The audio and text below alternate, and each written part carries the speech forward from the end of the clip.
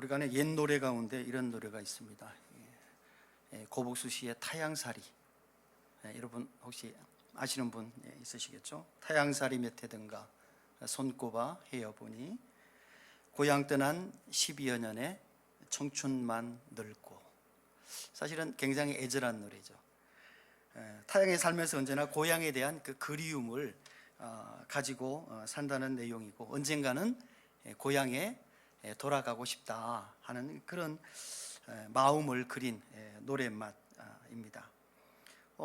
사람들의 마음에는 다 그런 마음들을 다 가지고 있습니다. 오래전에 우리나라가 아닌 외국에서 사람 마음에 가지고 있는 그 단어 중에 가장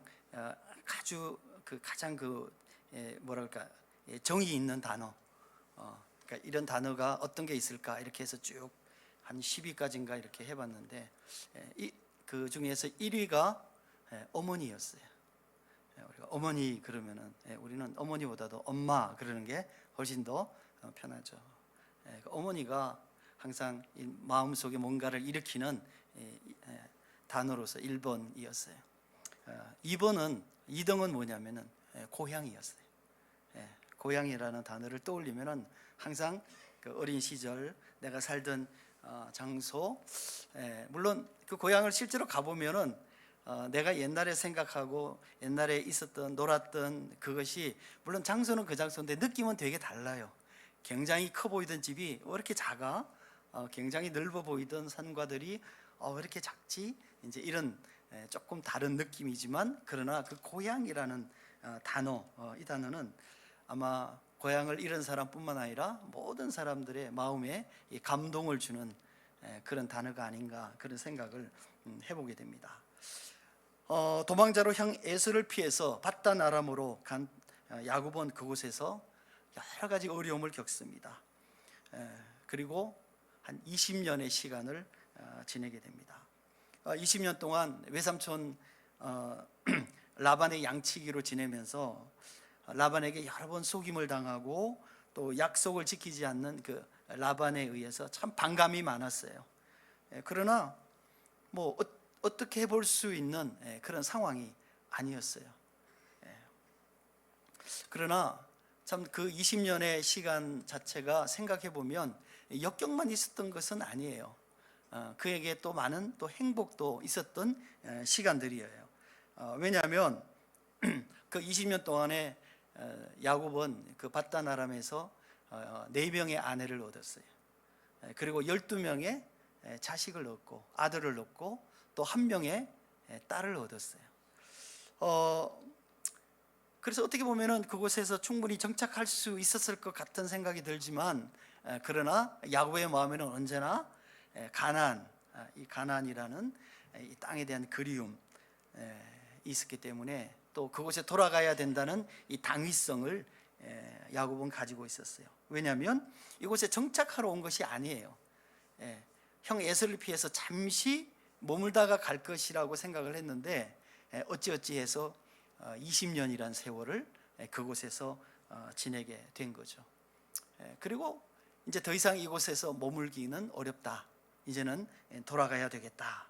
이곳에서 너무 긴 세월을 지냈다는 생각을 하게 된 거죠. 사실은 고향을 떠날 때 그 야곱은 그 베델에서 하나님께서 야곱에게 주신 그 언약이 있었어요. 언약의 약속을 하나님께서 주셨어요. 너가 돌아올 때까지 내가 너를 지키겠다. 반드시 돌아오게 하겠다. 이런 언약을 하나님께서 야곱에게 주셨지만, 사실은 그 하나님의 약속을 기억하기에는 야곱의 삶이 너무 힘들었던 거예요. 그러니까 아마 그런 것들은 전혀 생각지 않고 지내지 않았을까라는 생각을 해보게 됩니다. 20년 동안 자기를 가두고 종처럼 부렸던 외삼촌 라반을 떠나야만 했어요. 근데 그냥 떠날 수 있는 방법은 없었어요. 도저히 자기가 라반을 이기고 나갈 수 있는 방법이 없었기 때문이에요. 그래서 계획을 해서 멋지게 외삼촌 라반을 속이고 자신에게 속한 모든 가솔들을 다 거느리고 또 자기의 재산, 이 가축대들이죠. 가축대들을 다 거느리고 한밤중에 도망을 하게 된 거죠. 떠날 때도 도망이고 또 그곳에 갔다가 다시 돌아갈 때도 이 도망자로 야곱은 가게 된 거예요. 그래서 자기 고향인 가나안을 향해서 걸음을 재촉했습니다. 오늘 우리가 읽은 이 본문은 고향 가나안으로 돌아가는 야곱에 대한 두 번째 이야기가 될 것 같습니다. 우리가 첫 번째 생각해 볼 것은 그 밧단 아람에서 20년 동안 있으면서 상당한 나름 성공을 한 거예요. 나름 많은 재산을 얻게 됐습니다. 그러나 사실은 그의 귀한 길은 불안했어요.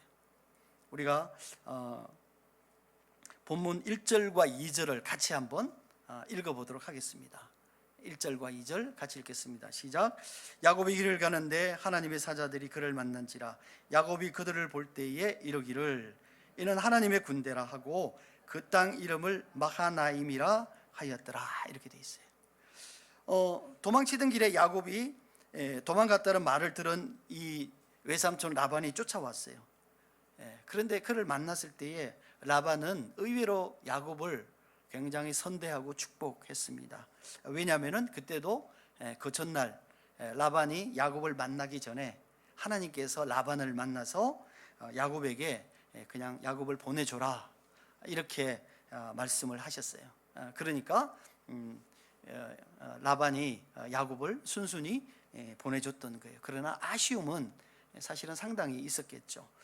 그래서 야곱이 고향 가는 길을 열어줬단 말이죠. 근심거리가 하나는 제거가 됐어요.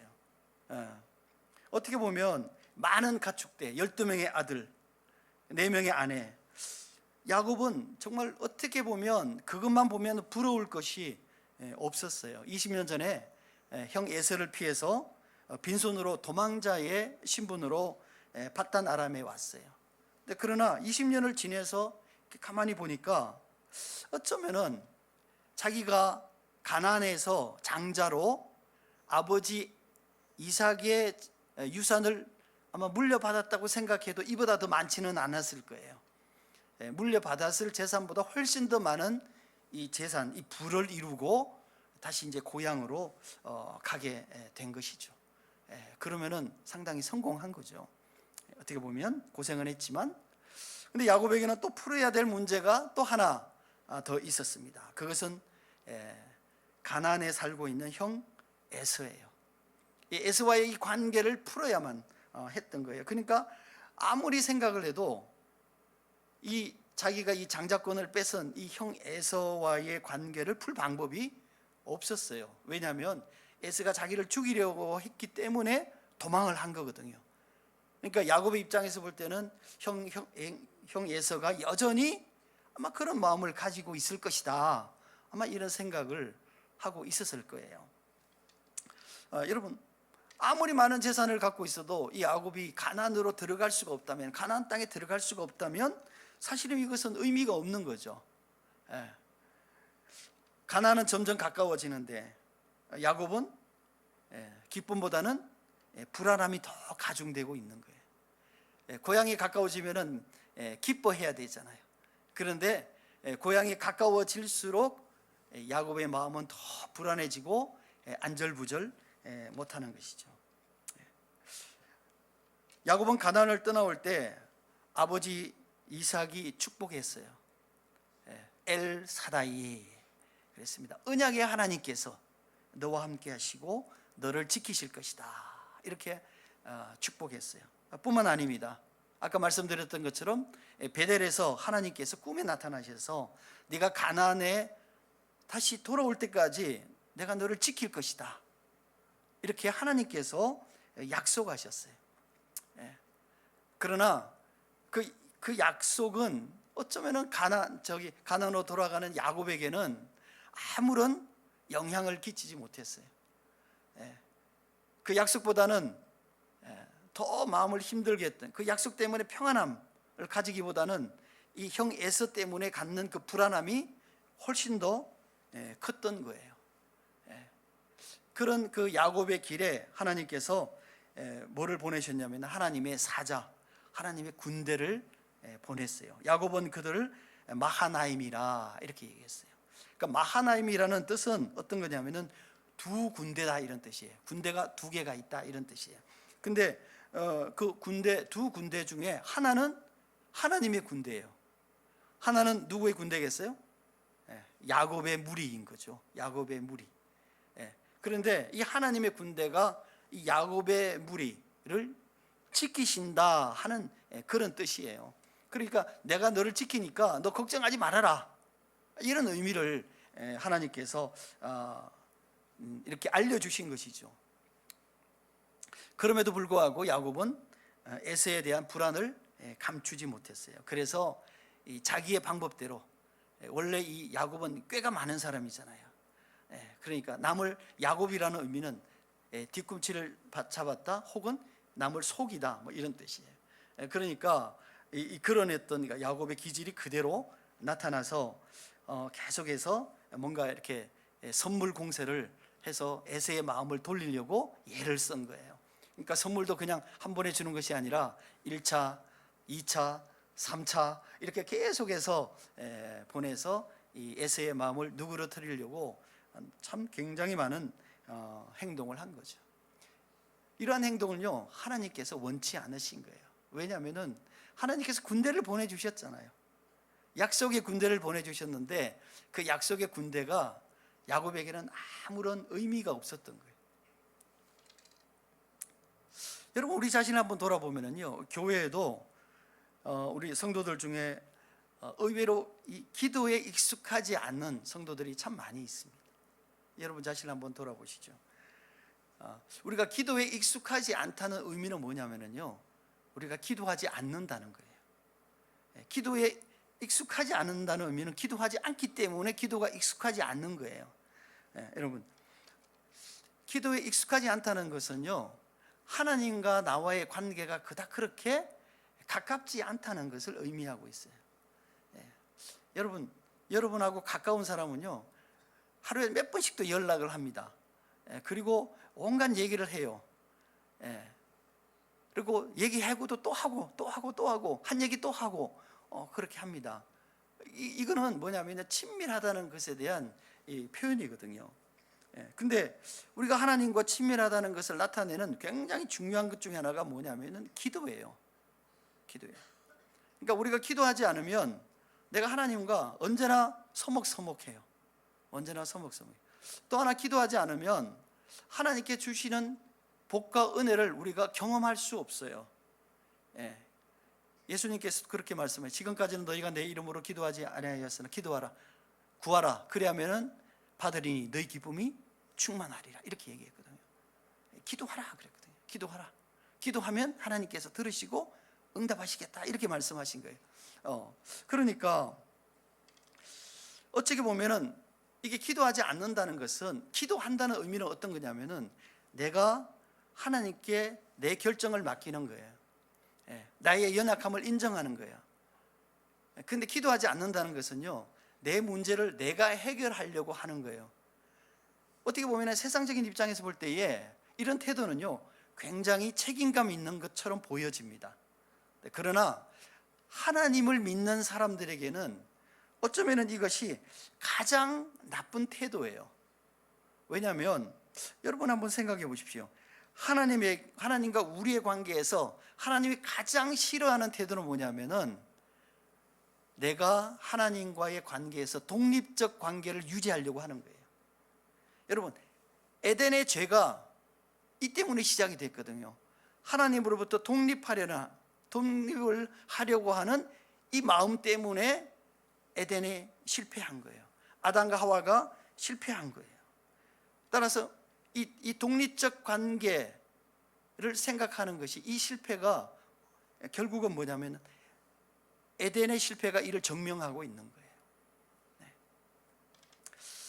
왜냐하면 이런 하나님의 자녀가 하나님과 아무런 상관없는 모습으로 살아가고 있다는 것에 대한 증거이기 때문입니다. 그래서 우리가 베드로전서 5장 7절에 보면 이렇게 되어 있습니다. 너희 염려를 다 주께 맡기라. 이는 그가 너희를 돌보심이라, 이렇게 되어 있어요. 너희 염려를 다 주께 맡기라. 이는 그가 너희를 돌보심이라. 예. 여러분, 이건 염려는요 우리의 일상이에요. 여러분, 염려가 없는 사람이 있습니까? 여러분 중에? 예, 염려가 없는 사람은 없어요. 크고 작은 염려들이 다 있어요. 따라서 이 염려는 마치 죽을 때까지 우리와 같이 하는 우리의 일상이에요. 그런데 그 염려가 내 손에 있을 때와 하나님의 손에 있을 때는 다르다는 거예요.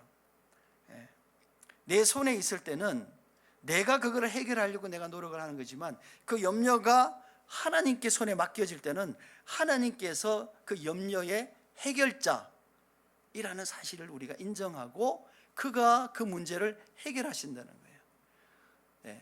염려를 내가 해결하느냐 아니면 하나님께서 그 문제를 해결하시느냐 하는 것이 우리가 하는 이 염려를 우리는 어떻게 생각하느냐의 관점이라는 거예요.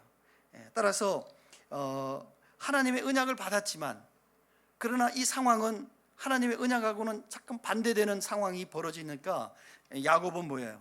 하나님의 언약을 받았지만 그 하나님의 언약을 잊어버렸거나 아니면 믿지 않았던 것이죠. 우리가 하나님의 돌아보심을 믿지 않으면 우리 마음 가운데 지속적으로 염려가 나를 지배하게 됩니다. 염려가 나를 지배하게 됩니다.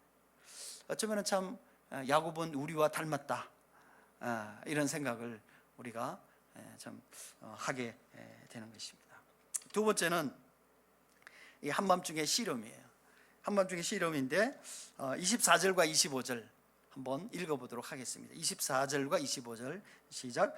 야곱은 홀로 남았더니 어떤 사람이 날이 새도록 야곱과 씨름하다가 자기가 야곱을 이기지 못함을 보고 그가 야곱의 허벅지 관절을 치매 야곱의 허벅지 관절이 그 사람과 씨름할 때에 어긋났더라. 이렇게 돼 있어요. 여러분, 이것이 어디냐면 약복강이라는 것이에요. 혹시 지도가 있나요? 네, 지도를 이렇게 보시면 여러분이 잘 안 보이시는데, 이렇게 우측에 보면 이렇게 높이 이게 초록색으로 이렇게 쭉 되어져 있는 곳이 있죠. 그 다음에 이렇게 되어 있다가 이렇게 되어 있는 곳, 거기가 어디냐면은 그 약복강이에요. 그쪽이. 그러니까 이제 거기서 이제 요단을 건너가야 되는데, 그 약복강 그 건너편에 지금 작은 그 글씨로 쓰여진 게 뭐냐면 마하나임이라는 지명이에요. 그러니까 야곱이 군대를 만났던 그 지명을 야곱이 마하나임이다 이렇게 얘기를 했잖아요. 거기가 그 지역인 거죠. 장로님, 혹시 그 지도에 나타나는 거 있습니까? 네, 지도를 한번 여러분 확인해 주시기 바랍니다. 어쨌든 이 강가에서 그걸 건너면 이제 그 약복 강가에서 그 건너면은 이제 그게 요단을 이제 건너가게 되는 거예요. 요단을 건너가면 이제 가나안 땅인 거죠. 그래서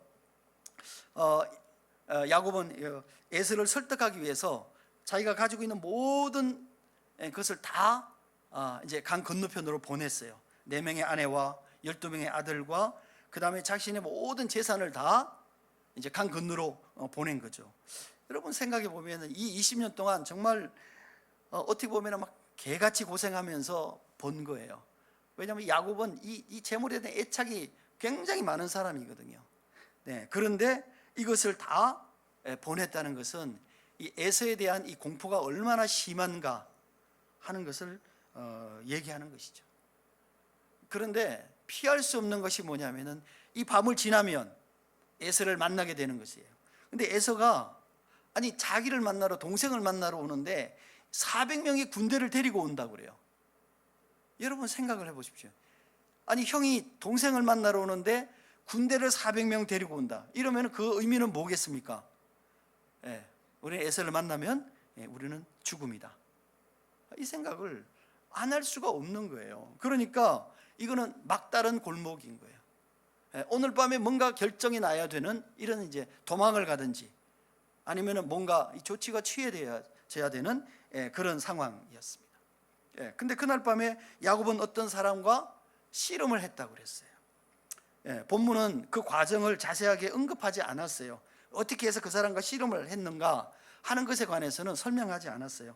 어쨌든 이 야곱은 어떤 사람과 씨름을 하면서 직감적으로 이런 생각을 했어요. 이 사람과의 씨름이 어쩌면 자기의 운명을 결정하는 그다, 이런 생각을 하게 된 거죠. 그리고 이 사람만이 나를 구원할 수 있는 사람인 것 같다 하는 이제 생각을 직감적으로 이제 하게 된 거죠. 그래서 그냥 온 힘을 다해서 그 씨름에서 이기려고 노력을 했어요. 그리고 그 사람에게 자기에게 축복을 해달라고 간구를 했습니다. 그랬더니 그 사람이 떠나가면서 야곱에게 축복했어요. 근데요, 이 축복이 뭐냐면은 이름을 바꾸는 거예요. 야곱에서 이스라엘로 이름을 바꾸는 거예요. 여러분, 이 이름의 의미는 뭐냐면 하나님과 및 사람들과 겨루어 이겼다, 이렇게 했어요. 그러니까 아마 야곱과 씨름한 사람이 우리가 하나님이다, 이렇게 이제 측정할 수 있는 것이죠. 그런데 한번 생각해 보십시오. 아니 뭐 다른 것도 아니고 뭔가 지금 야곱에게 있어서 가장 결정적인 지금 필요는 뭐냐면은 에서를 어떻게 하면은 설득을 하든지 이기든지 피하든지 뭔가 있는데 이름이 바꾸어진 거예요. 근데 한번 생각해 보십시오. 이름이 바꾸어진 게 에서를 이기는 거하고 뭔 상관이 있겠냐고요. 그러나 이 이름 속에 야곱에 대한 어마어마한 축복이 있었다는 사실을 야곱은 깨닫지 못했던 것이죠.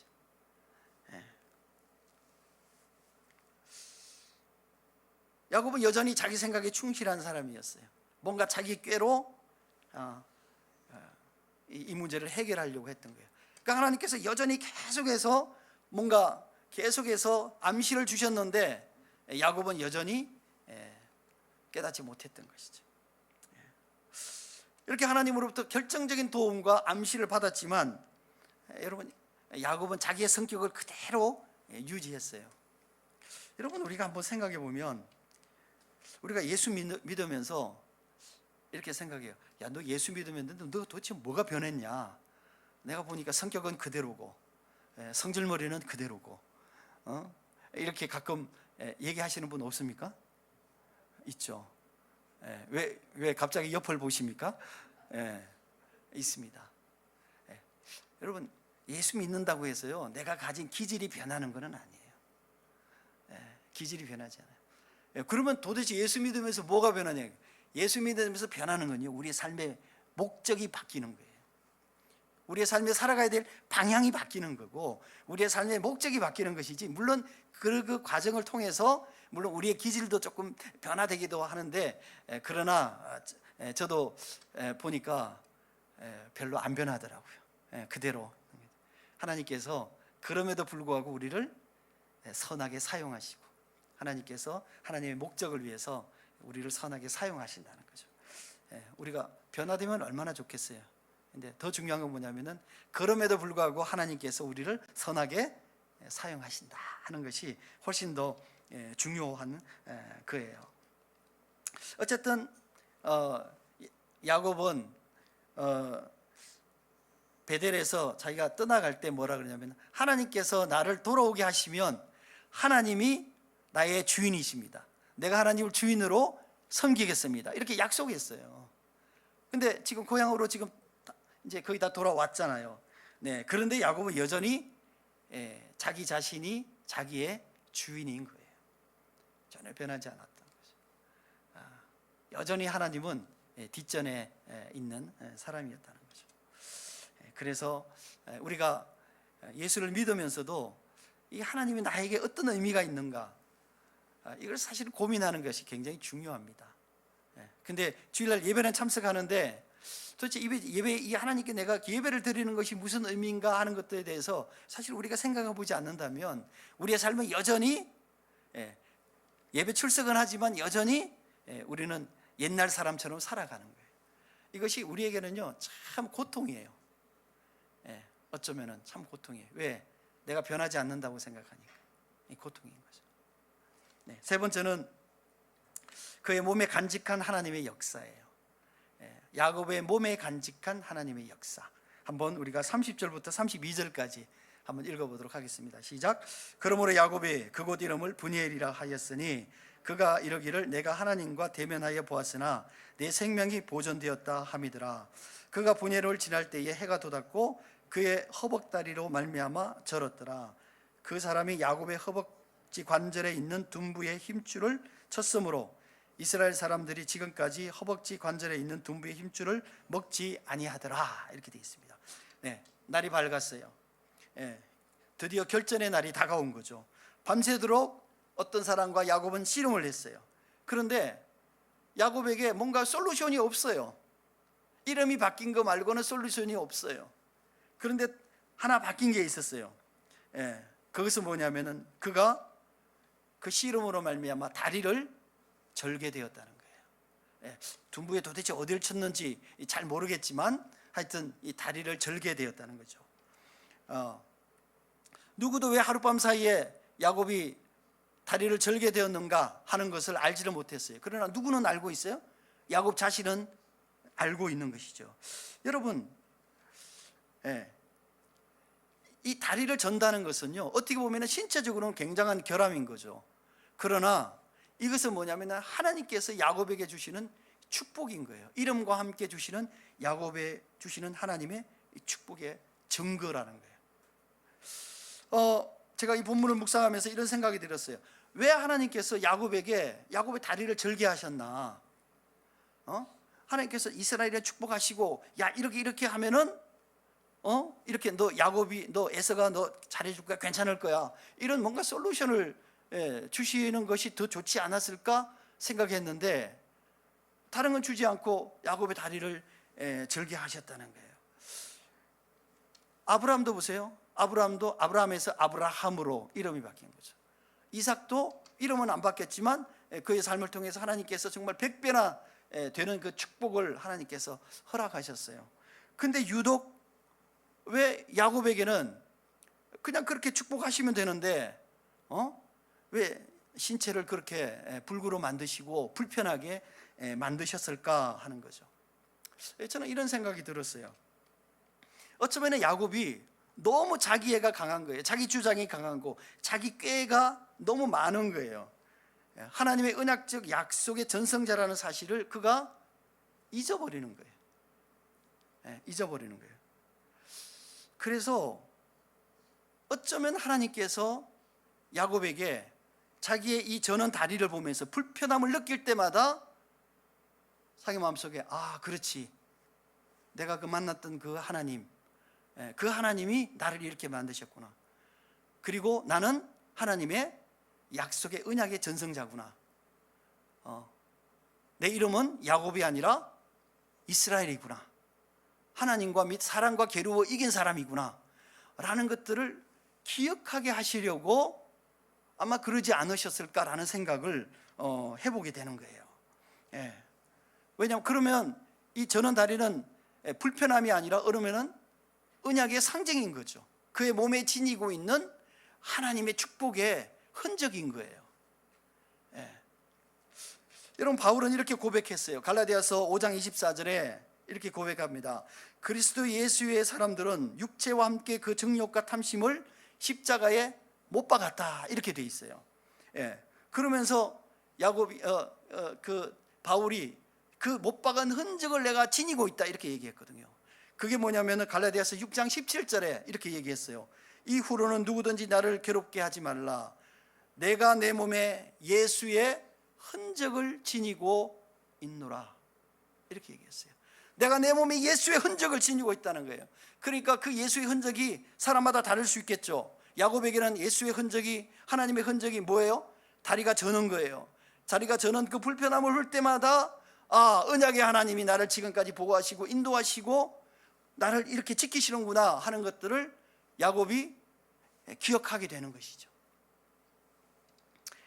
그렇습니다. 우리가 예수 그리스도를 나의 삶의 구주와 주로 믿을 때 우리에게 보혜사 성령을 우리에게 허락해 주셔서 내가 하나님의 자녀인 것을 증거하신다는 말이죠. 우리가 계시록 3장 20절에 이렇게 되어 있어요. 볼지어다 내가 문 밖에 서서 두드리노니 누구든지 내 음성을 듣고 문을 열면 내가 그에게로 들어가 그로 더불어 먹고 그는 나로 더불어 먹으리라, 이렇게 되어 있단 말이에요. 그 말의 의미는 뭐예요? 하나님께서 나와 함께 영원히 함께 하시겠다는 거예요. 예. 여러분, 그러면서 나에게 성령을 약속으로 주셨고, 이것이 뭐냐면 내 삶의 흔적인 거예요. 예. 바울이 고백했던 이후로는 나를 괴롭게 하지 말라, 내가 예수 그리스도의 흔적을 가졌다고 얘기하는 이 흔적이 바로 그거란 말이에요. 예. 야곱이 다리를 절었던 그 흔적, 영원히 지울 수 없는 그 흔적, 그것이 우리의 삶의 예수 그리스도의 흔적이고, 이 흔적이 우리가 하나님 나라에 가는 그날까지 우리와 항상 함께 하신다는 거예요. 그리고 우리가 믿음의 고백을 할 때마다 그 흔적이 우리 몸의 가운데 쌓여지는 거예요. 사랑하는 성도 여러분, 야곱은 아주 야싹바르고 자기 중심적이기 때문에 하나님께서 자기 이름을 이스라엘로 바꾸어도 그 의미를 이해하지 못했어요. 자기가 언약의 계승자인 것을 이해하지 못했어요. 그래서 하나님께서 그가 바로 느낄 수 있는 그런 흔적, 다리를 저는 흔적을 주셨다고 생각합니다. 여러분은 어떤 흔적을 갖고 계세요? 여러분은 어떤 예수 그리스도의 흔적을 가지고 계십니까? 부인할 수 없는 이 흔적, 이 흔적은요, 우리가 하나님의 백성이고 예수 그리스도의 제자고 이 땅에 하나님의 은혜로 살았다는 증거예요. 그리고 이것은 마지막으로 우리가 천국문을 통과할 때 온전하게 통과할 수 있는 소위 말하는 입장권 아니겠습니까? 이 흔적은 바로 내 삶이 하나님과 함께하는 삶이었다는 것을 고백하는 이 흔적이라는 사실을 우리가 반드시 기억할 필요가 있습니다.